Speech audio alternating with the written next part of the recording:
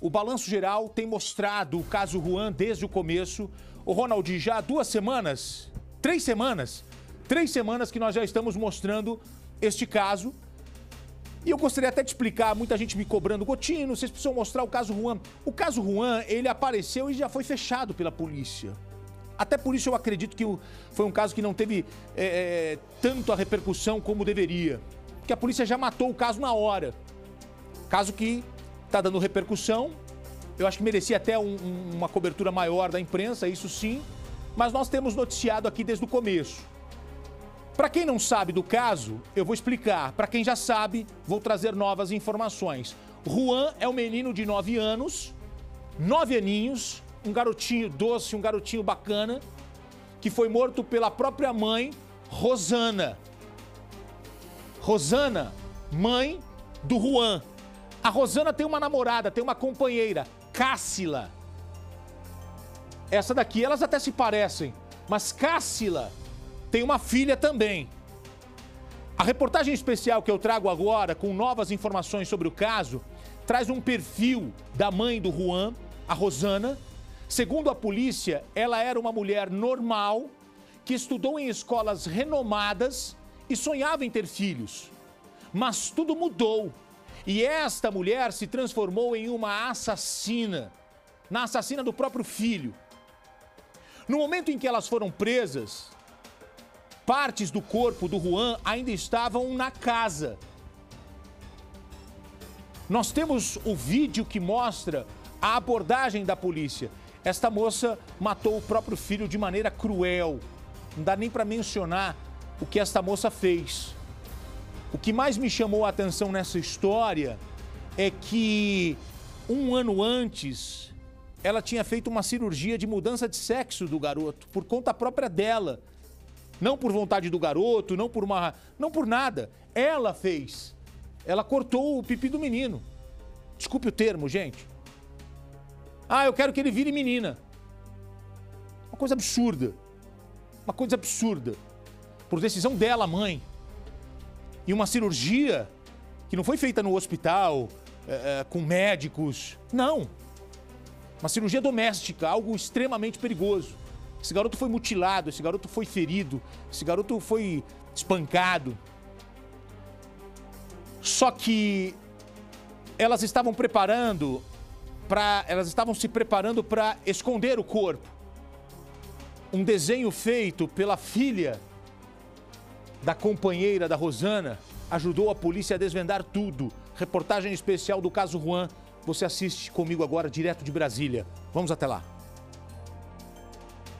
As 2 mulheres, Rosana Auri da Silva Cândido, de 27 anos, e a companheira dela, Cássila Priscila Santiago Damasceno, de 28, estão detidas na penitenciária feminina de Brasília. A dupla foi denunciada pelo Ministério Público por pelo menos 5 crimes contra a criança. 18 de dezembro de 2014, ela subtrai essa criança do cuidado dos avós, vai para a casa onde ela já morava com a Cássila e a filhinha dela.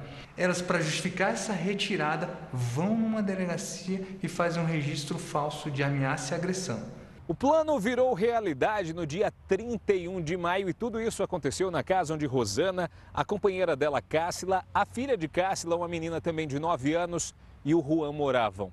Naquele dia pela manhã, Rosana saiu da casa, foi até um comércio próximo e com R$30 comprou uma faca e 2 pacotes de carvão. Segundo o plano das 2 mulheres, isso era suficiente para o crime. A ideia era matar, esquartejar e logo depois queimar o corpo do garoto. Tudo meticulosamente preparado. Juan deveria ser morto por volta das 10 horas da noite, horário em que provavelmente já estaria dormindo e sem chance de pedir socorro. Uma morte lenta e dolorosa. O laudo feito pelo Instituto de Medicina Legal da Polícia Civil do Distrito Federal apontou que Juan foi degolado ainda vivo e pelas mãos da própria mãe. Mas por que uma mãe planejaria algo tão brutal contra o filho? Procuramos uma psiquiatra para entender o que pode ter motivado tanto ódio. Com certeza elas têm algum transtorno. Por esse tipo de comportamento elas têm um transtorno. Mas elas podem ser um transtorno psiquiátrico, que o juízo está prejudicado, ou tem um transtorno de personalidade. Pode existir sim uma mãe que não ame, que deseja o pior para o filho. É duro a gente entrar em contato com isso, mas são pessoas e tem pessoas que têm transtornos, né? Durante 15 dias de investigações, a polícia conseguiu abrir o livro que escondia tanta crueldade. Os trabalhos começaram aqui no Distrito Federal, mas foram até a cidade de Rio Branco, no Acre, cidade natal de Rosana, Cássila e do pequeno Juan. Lá os policiais passaram pelos endereços onde as acusadas moraram. Descobriram que antes de tudo isso, elas eram apenas duas jovens com uma vida saudável. Estudaram em escolas renomadas, tinham o sonho de ser mães, tiveram relacionamentos, mas que de uma hora para outra mudaram de comportamento. Passaram a ser conhecidas pelo fanatismo religioso, só que elas não frequentavam as igrejas. Inventaram uma forma própria de fazer a leitura da Bíblia. Assumiram a homossexualidade, passaram a ter um relacionamento, se afastaram das pessoas com quem conviviam e, segundo os relatos, foi a partir daí que elas desenvolveram também um comportamento doentio.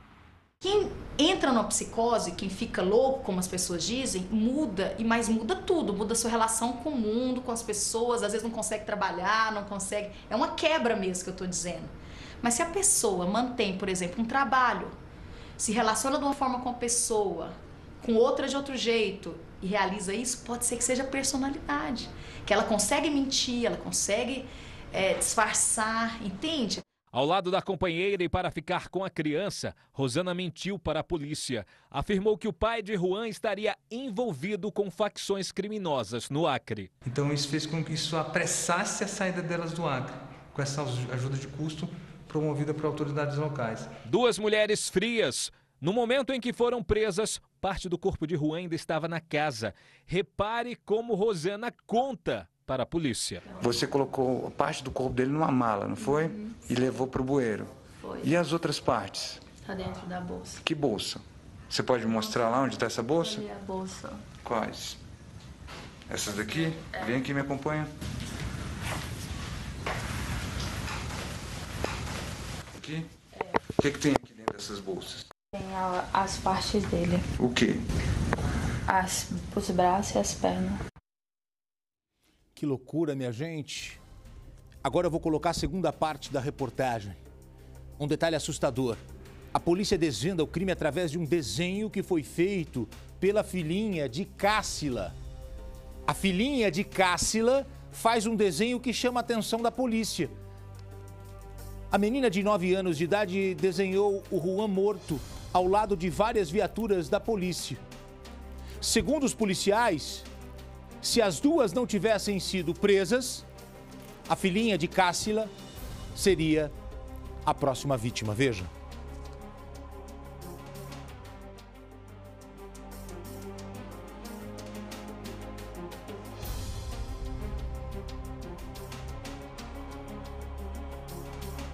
A história só foi descoberta quando parte do corpo do menino foi encontrada em uma mala. 4 pessoas que estavam no local viram quando Rosana tentava se desfazer da mala onde estavam partes do corpo de Juan.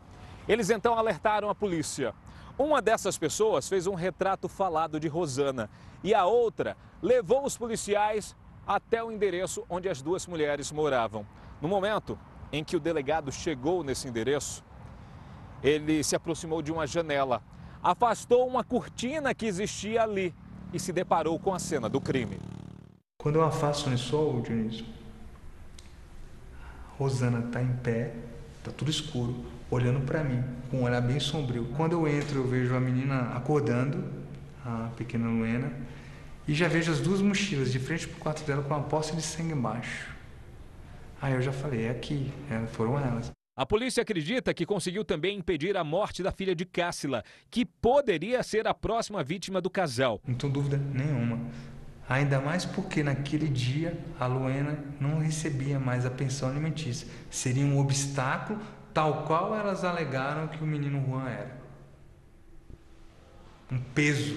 Foi exatamente a criança de 9 anos quem deu a pista para o que aconteceu na casa. E quando eu trago a menina para cá e deixo numa sala enquanto eu lavro o flagrante, é dado a ela papéis para que ela desenhe. e um dos desenhos chama a atenção. Qual é esse desenho? O desenho mostra um carro de polícia, mostra uma delegacia, tudo isso escrito, polícia, identificado. Ela sabia ler, a criança, muito inteligente. E uma criança com cabelo longo, lembremos que o Juan tinha cabelo longo. Ela desenha uma criança deitada no chão, com os pés em posição de morto, abertos para fora, e com a parte do tórax aberta, como se tivesse desentranhadas as coisas. Como essa criança ia desenhar isso e por quê, se ela não viu nada?